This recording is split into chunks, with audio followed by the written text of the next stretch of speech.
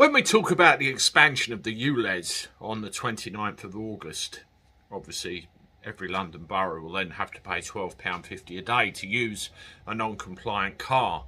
One of the things you don't realise is the sheer effect it will have on so many people and so many categories of people.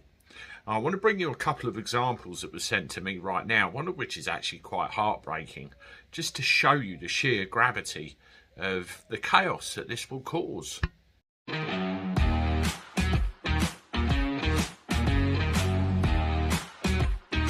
Hello everybody, welcome back to the channel. Hope you're doing alright. I'm not too bad. Let me know how you are in the comments and that you're all well. That's the main thing, and that you're going to have a good day and a good rest of the week. Let me know what you're up to, and particularly if you live in London or the surrounds, what you think of all this ulez stuff.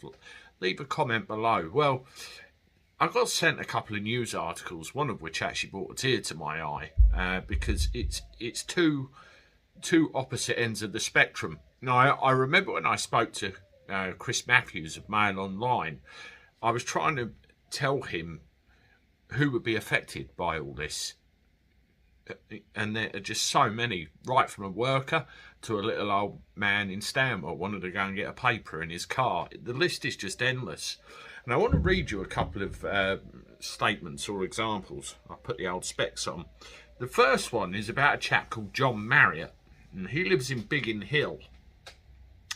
Used to work for a breakdown company, and he's 70 years old. He gets around by way of a 24-year-old Vauxhall Corsa, which is non-compliant. It's only done about 49,000 miles, but it's not compliant with the ulez. Now, he uses it to take a short trip into places like Orpington, Sevenoaks, and all that sort of thing, to do his shopping, take his washing to the laundry. And also, he goes to see his son and his, his grandchildren who live in Sevenoaks. And he says if he's forced to pay £12.50 every time he uses his car, each day he uses his car, then his social life will be impeded. He will not be able to afford to go and do the things that he used to be able to do. He won't be able to afford to go and see his son and his grandchildren as much as he has been able to now. And he will be effectively socially isolated. That's not fair, and it's not right. I mean, I hope and I assume that, this guy's son and his grandchildren will go and see him instead, so he's not completely cut out from society, so to speak. I'll leave a link in the description below so you can read his full story, and it really does tug on your heartstrings. It's an example of what is really wrong with this. And then we turn to business. There is a guy who's a petrol tanker driver,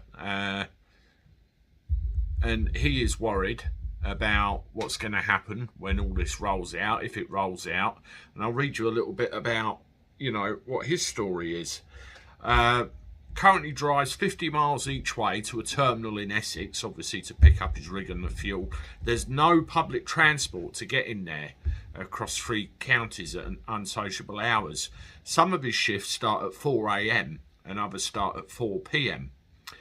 He currently pays £300 a month for fuel and Dartford crossing fees. If the ulez comes in to force, that will double to £600 a month, effectively doubling his cost to do his job, which is no good whatsoever. And it also mentions carers as another sector that could be affected as well. It's going to cost them more to go and provide care to people, disabled people, children with difficulties and so on and so forth. It really is bad. While we've got the Blade Runners going down, taking the cameras wherever they see them, these are real people with real lives that are going to be affected. And I see stories like this sent to me every time. Again, there's a link in the description to that article as well. I just wanted to point it out to you and share it if you can, if you're able to, because these real stories about the effect that this will have need to be sent out there. They do. It's disgusting, and it needs putting a stop to. Fingers crossed, with all the backlash and the court action and everything else, something might happen. But anyone that appears to speak up against it so far. He's getting called a far-right extremist of all things. I beg your pardon. Anyway, I'm off. I'll see you with one more shortly. Toodaloo.